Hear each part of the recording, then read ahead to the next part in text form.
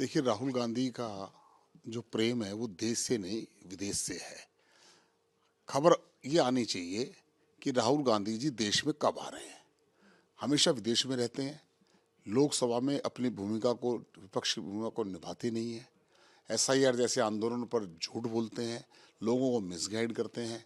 तो अच्छा है कि उनको लगता है कि विदेश ज़्यादा बढ़िया है तो विदेश में बस जाएं और अपना परिवार भी कर लें वहाँ पर। यहाँ तो वो लोगों के ऊपर बोझ बने हुए हैं। और राजनीतिक पार्टियों का जो हमारे खिलाफ जो एक गठबंधन बना हुआ है, उसका भी वो तिया पाचा करने में कोई कसर नहीं छोड़ते। इसलिए ये निर्णय तो उन्होंने करना है कि राजनीति कैसे करनी है, देश में रहना है विदेश में। चौटाला साहब को ज़्यादा ज्ञान बांटने की आवश्यकता नहीं है।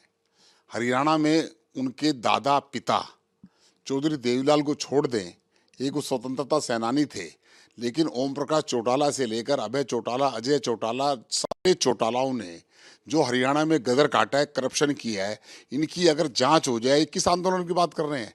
हमारे सहयोगी थे एक इनके चौटाला, उनकी जमानत जब्त हुई थी, 5,000 वोट नहीं मिले थे। ये केवल अपनी सियासत को गर्म करने के लिए इनका हरियाणा में और पूरे देश में कुछ बचा नहीं है।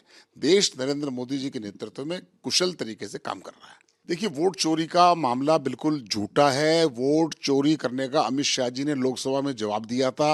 अगर पहली बार वोट चोरी हुआ तो 1952 में कांग्रेस पार्टी ने वोट चोरी किया। सरदार वल्लभ भाई पटेल को प्रधानमंत्री न बनाकर जिसको वोट नहीं मिले, जवाहरलाल नेहरू को बनाया था। वोट चोरी कांग्रेस के द्वारा प्रारंभ की गई है।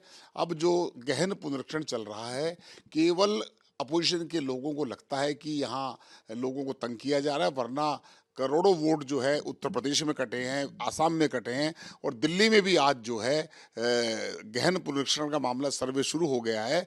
और मैं आज आपको बता रहा हूं कि मैं लगातार एक छोटा कार्यकर्ता होने के नाते कम से कम 10 लाख से ज़्यादा वोट दिल्ली में भी कटेंगे। देखिए, उसमें कई डॉक्टर और कई यूनिवर्सिटी शामिल हुई थी, उन पर तो बुलडोजर चल जाना चाहिए था।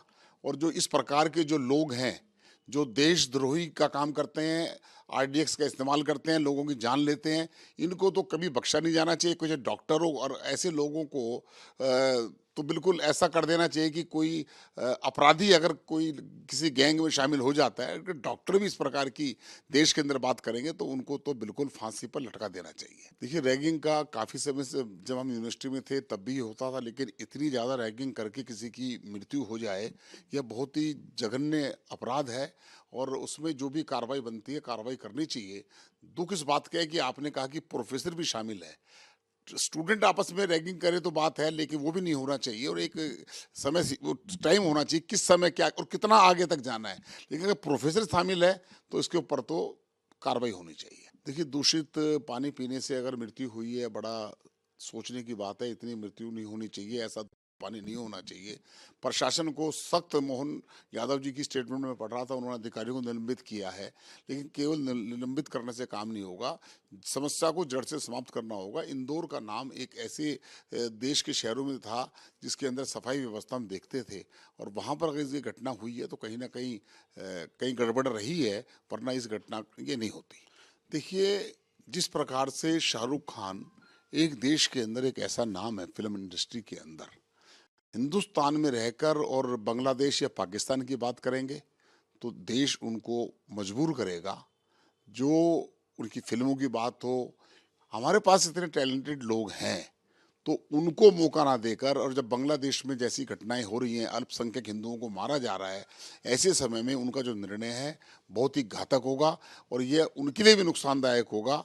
और हमारे लोगों की तो मन के अंदर पीड़ा हमेशा रहेगी। रेखा आर्य के पति का मानसिक संतुलन बिगड़ गया है और उनका तुरंत इलाज कराने की आवश्यकता है। मैं रेखा आर्य जी से ये कहूँगा कि अपने पति को अपने घर में रखें और स्वयं राजनीति करें, और उनका हस्तक्षेप नहीं होना चाहिए भारतीय जनता पार्टी में। और सरकार के अंदर भी बिल्कुल क्लियर है। ये कहना, ये बिहार के लोगों का अपमान करना है। ये किसी भी महिला के बारे में इस प्रकार की आपत्तिजनक टिप्पणी करना बहुत ही निंदनीय है।